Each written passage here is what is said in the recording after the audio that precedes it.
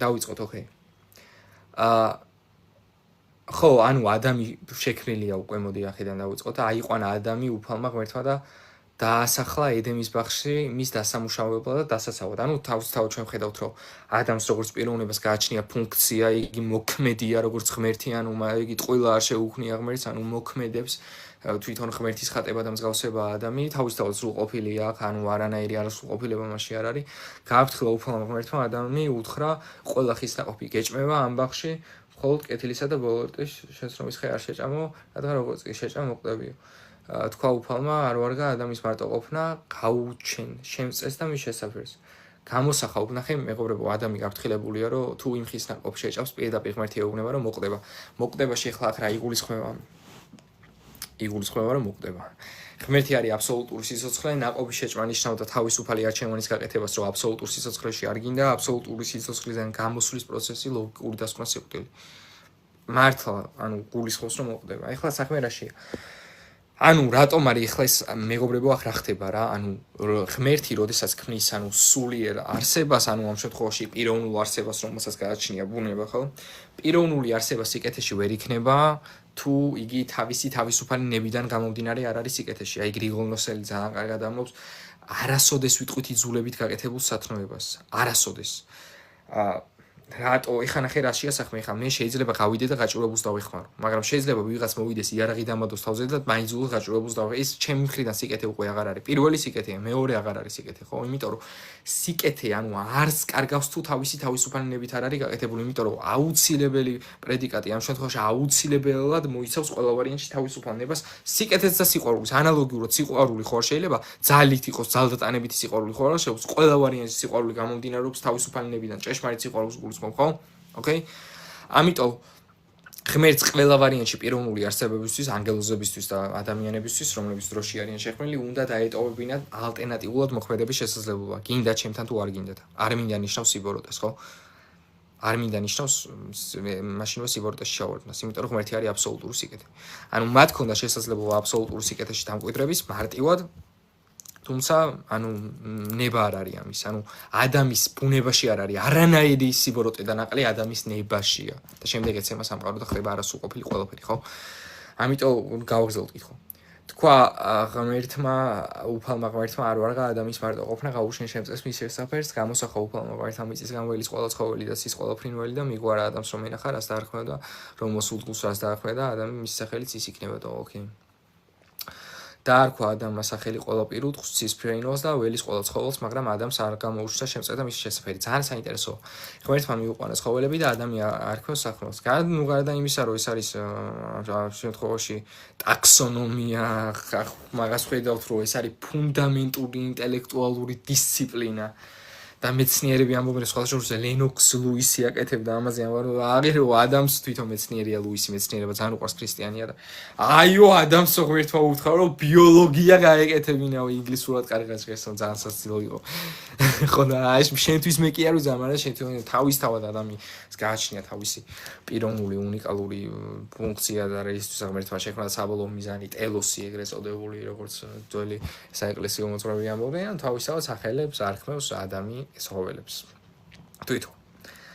ადამი მე არ ვიზამ ღმერთიო, ადამი აკეთებს. დაარქვა ადამი ყველა სახელის ცისფრინველს და ველის ყველა ცხოველს, მაგრამ ადამიანს არ გამოუშვა შემწე მისი შესაფერი. უფალმა ღმერთმა ძილქუში მოგვარა ადამიანს და რა დაეძინა, გამოუყო ერთი ნეყნი და მის ადგილს ხორცი ჩაუდო. აი ახლა ეს არის ძალიან საინტერესო მომენტი. მეგობრებო, რას ნიშნავს ღმერთმა ადამიანს მოგვარა ძილქუში? ესე იქმნება ევა. და რას ნიშნავს ღმერთმა ადამიანს ძილქუში მოგვარა?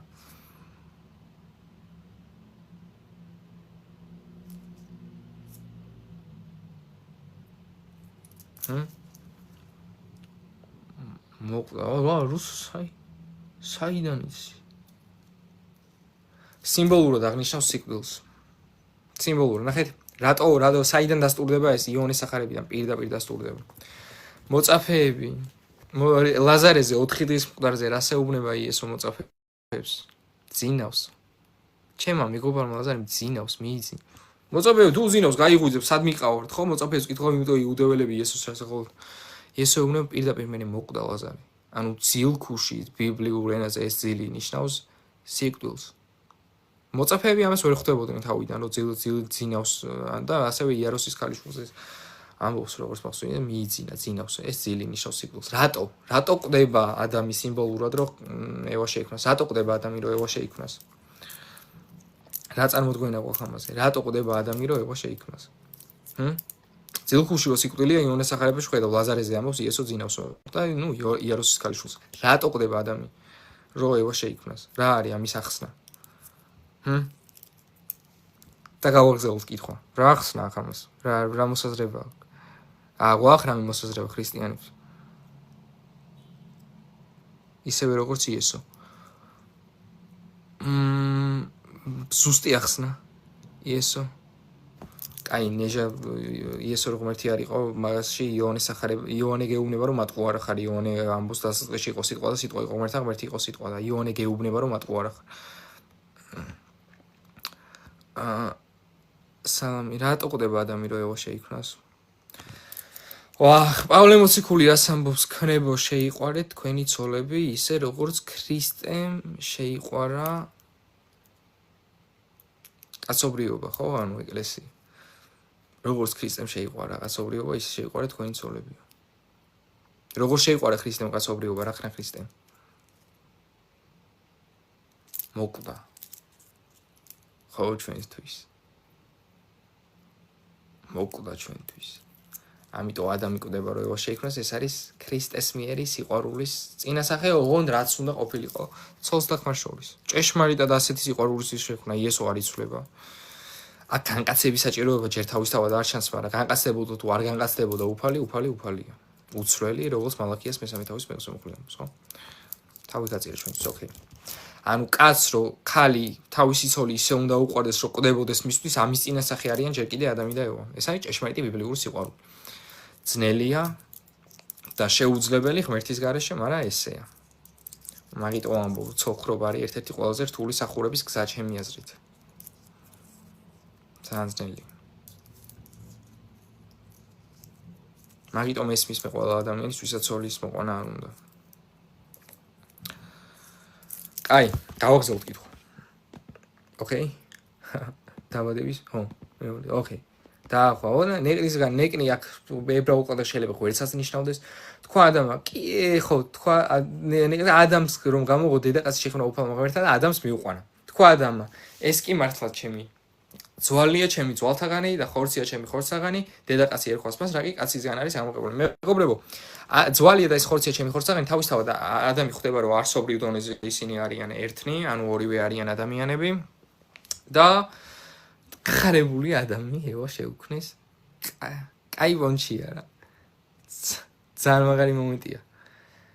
ნახეთ რა მაგარი რაღაც წერია მერე შემდეგ მუხში იესო ციტირებს ამას, როდესაც მოსწავლეებს უხსნის საკრალურობას ცოლქრობის. ამიტომაც მიატოვებს კაცი დედმამას და მიეწებება თავის დედაკაცს, რათა ერთ ხორცად იქცნენ.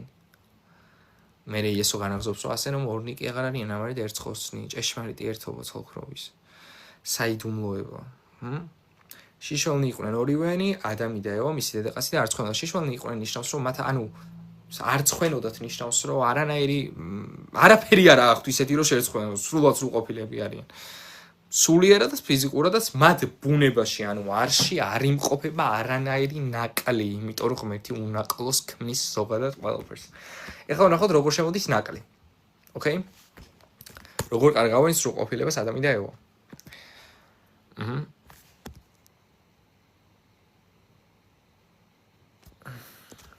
კარგი, გავაგზავნოთ. გველი ყველაზე ცფიერი იყო ველურ ცხოველთა შორის, რომელიც უფალმა გააჩინა უთხრა-გველმა დედაკაცს, მართლა გითხრათ ღმერთმა ბაღის არც ერთი ხის ნაყოფი არ შეჭამოთო? მეგობრებო, გველი აქ პირდაპირ ნიშნავს ეშმაკს და მე აქ ეგზეგეტიკურად ჩემი აზრით გამორიცხულია რომ რა ცხოველს ნიშნავდეს ამ შემთხვევაში იმ გაგებით, რომ თავისთავად ეშმაკი რომ ამ ცხოველის ეფიდენსით ეგეც არ მგონია, იმიტომ რომ ну რეალურად თვითონ ეგ სიტყვა, ანუ ეგ უფრო ანუ სიმბოლური შედარებითი აღწერა არის თავისთავად და იმიტომ რომ გველს და იმ ბოროტ აზრს შორის ზოგადად დღესაც რო შევადარო სიტყვაზე რა მსგავსება ის რომ ორივე რომ მოდის მე რომ მოსულია უკვე მე ხვდები რომ მოვიდა. გველში თავისთავად ეშმაკი გულისხმობა სხვადასხვა ჩვენ ამას ვიგებთ ბიბლიის ბოლო წიგნით, გამოცხადებით. გამოცხადებაში ვიგებთ რომ რეალურად გველი ახ ეშმაკია, მაგრამ რადგან დასპოილერებული ვართ, ყველა მისთვის რომ გველში ახ ეშმაკი იგულისხმება, ამიტომ გავაგრძელოთ. ყველაზე ძვიერი იყო და ანუ ცვიერება თავისთავად ეშმაკის ბუნებით ითვისება, მას შემდეგ რაც პიროვნული არჩევანით იგი ღმერთს განეშორა. დედაკაცს უთხრა რომ მართლა გითხრათ ღმერთმა ბაღის არც ერთი ხის ნაყოფი არ შეჭამოთო, ეს არის პირველი ტყუილი. ეშმაკის. აქ ხო? ეშმაკს არ უთქვა, ისა ღმერთს არ უთქვამს რომ არც ერთი ხის ნაყოფი არ შეჭამოთო. ესეთი რაღაც არ უთქვამს, ეს ეშმაკის ტყუილია.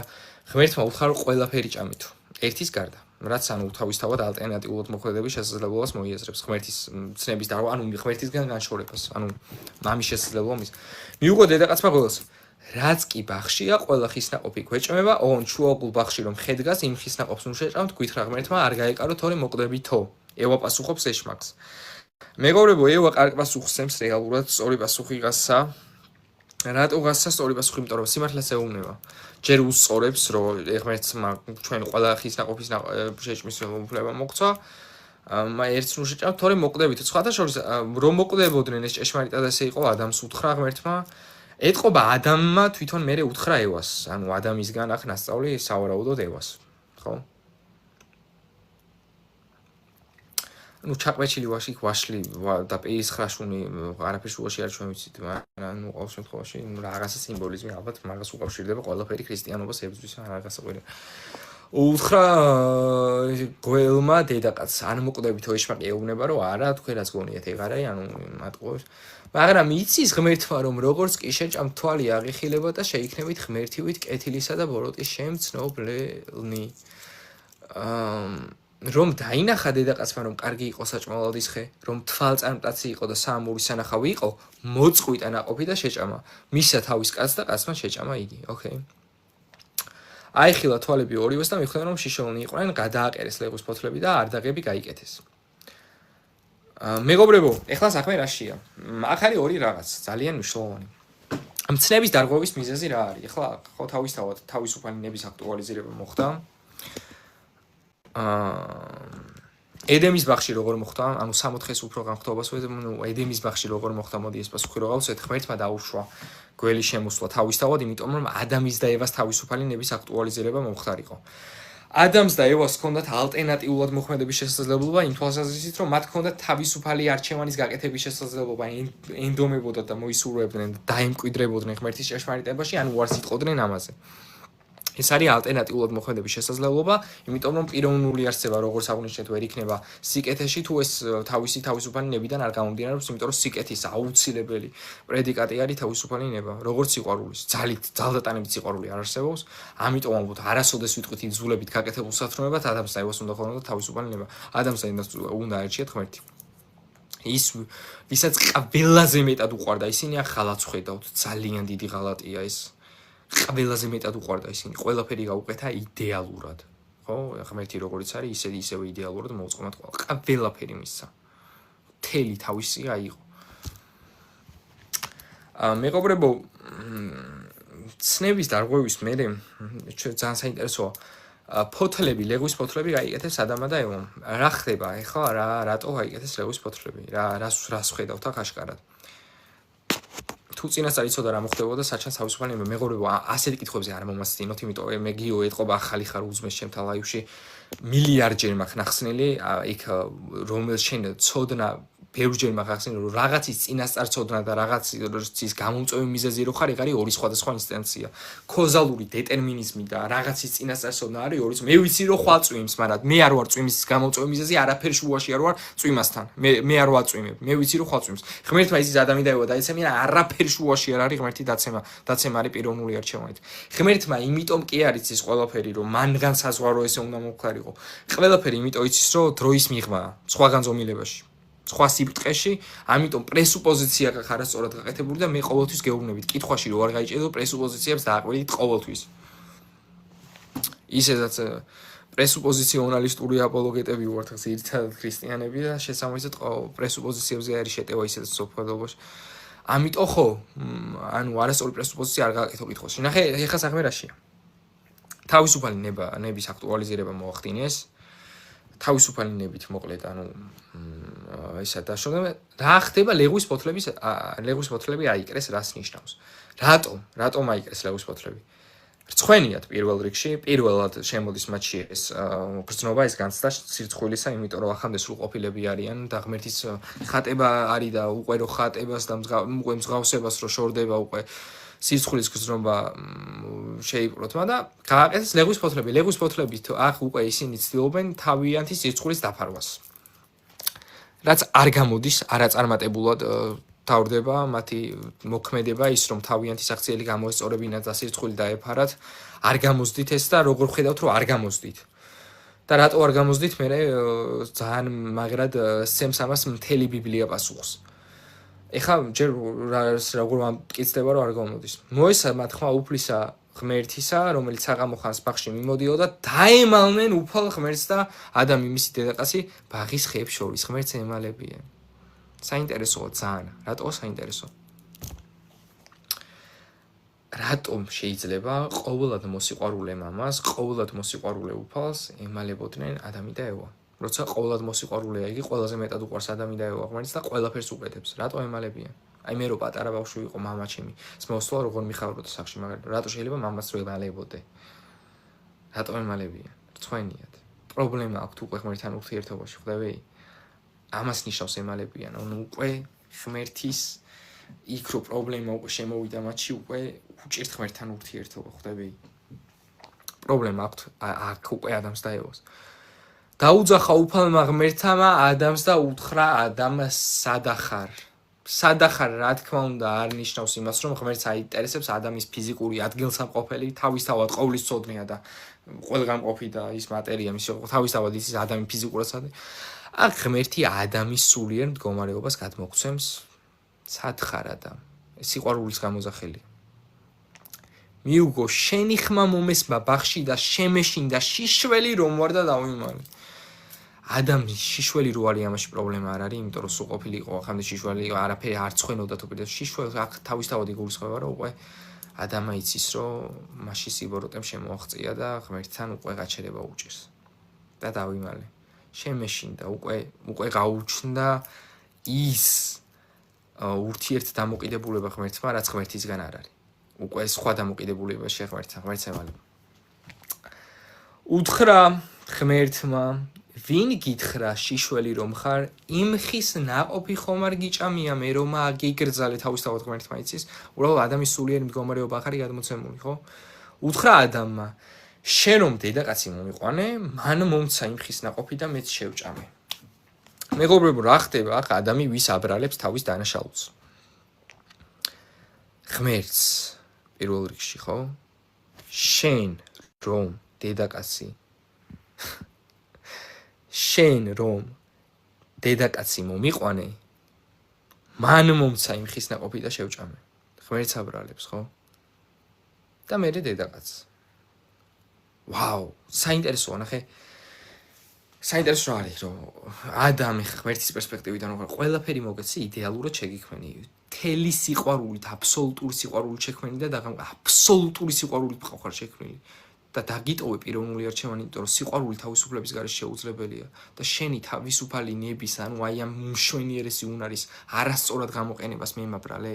შენ თვითონ ხომ მიღალატე ადამ. შენ თვითონ ხომ აქციე მე ზურგი. მე ხო ყველაფერი მოგეცი, მე ხო ყველაფერი გავაკეთე შენთვის, ყველაფერს ვაკეთებ, ხო? როგორ შეგეძლო, რომ ინდო მას ვისაც არ იცნობ და მე ზურგი მაქციო, ხო? ღმერთის პერსპექტივიდან. ამიტომ ამ ბავშვი ჩვენ გონია, რომ ადამი და ევა საწყლები არა. მსხვერპლი არის ახ ღმერთი. რეალურად, ჭეშმარიტად, ეხა ავხსნათ რატო. კარგი, ადამმა დააბრალა ღმერთს და დედაკაცს თავისი დანაშაული და ეს სხვათა შორის ჩვენ ძალიან ბევრჯერ გვიქნია ეს ადამისგან ეს ბუნება რომ მოგყვება ჭეშმარიტად ფაქტია. რამდენჯერ მოხდა რაღაც დამიშავებია, სხვისთვის დამიბრალებია ცხოვრებაში უამრავჯერ. ძალიან ბევრჯერ.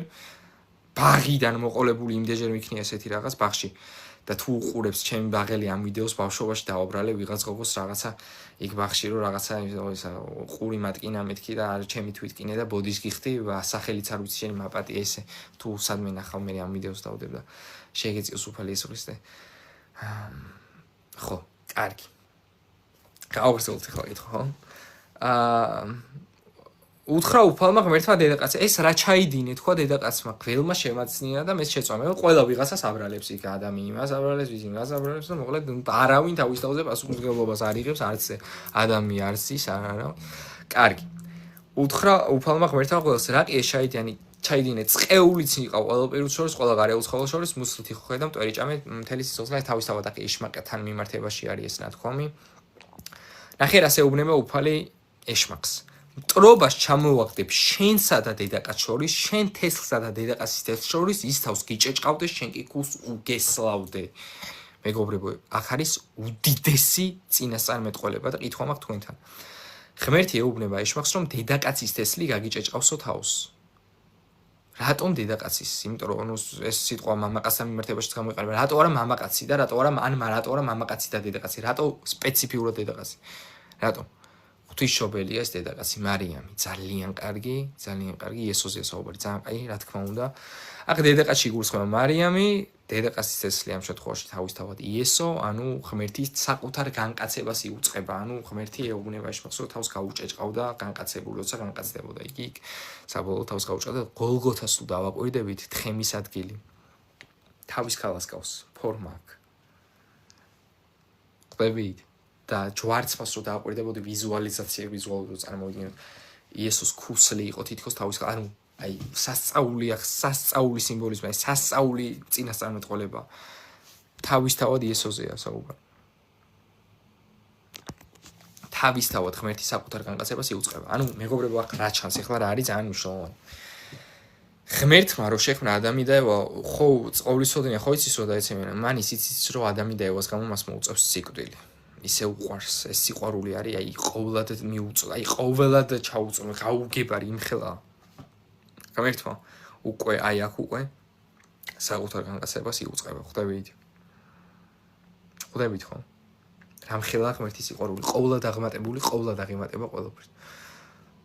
ადამიანს უთხრა რა კი შენ დედაკაცს დაუჯერე და შეჭამე ხის ნაყოფი, რომლის ჭამა აკრძალული მქონდა შენთვის, მიწა დაიწყალო შენს გამო, კანჯვით მიიღებდე მისგან სასდროს მთელი სიცოცხლე. ხო. მახსნათ ეს მუხლები წავიკითხო და ძეძვი დაიყალი აღმოგიცენოს და მინდვრის ბალახი იყო შენი საზრდო. პიროფლიანი ჭამდე პურს, ვიდრე მიწად მიიქცეოდე, რადგან მისგან ხარ აღებული, რადგან მტვერი ხარ და მტვრადვე იქცევი. უწოდა ადამა თავის დედაკაცს ევა, რადგან იგი გახდა ყოველი ცოცხალის დედა, ანუ სიტყვა ეტიმოლოგიურად ამას ნიშნავს. გაუკეთა უფალმა ადამიანს და მის დედაკაცს ტყავის სამოსელი და შემოსა. უმნიშვნელოვანესი მუხლი, რომელიც ეგზეგეტიკურად ხსნის მერვე მუხლს, ესა 21 მუხლია კონკრეტულად და წინასწარმეტყველური მუხლი, ესეც. რას ნიშნავს? ტყავის სამოსელი გაუკეთა და შემოსა. რატო ტყავის სამოსელი და რატო შემოსა საერთოდ? და სამოსელი რას ნიშნავს საერთოდ? ყველაზე მნიშვნელოვანი მუხლი ამ თავში. რას ნიშნავს?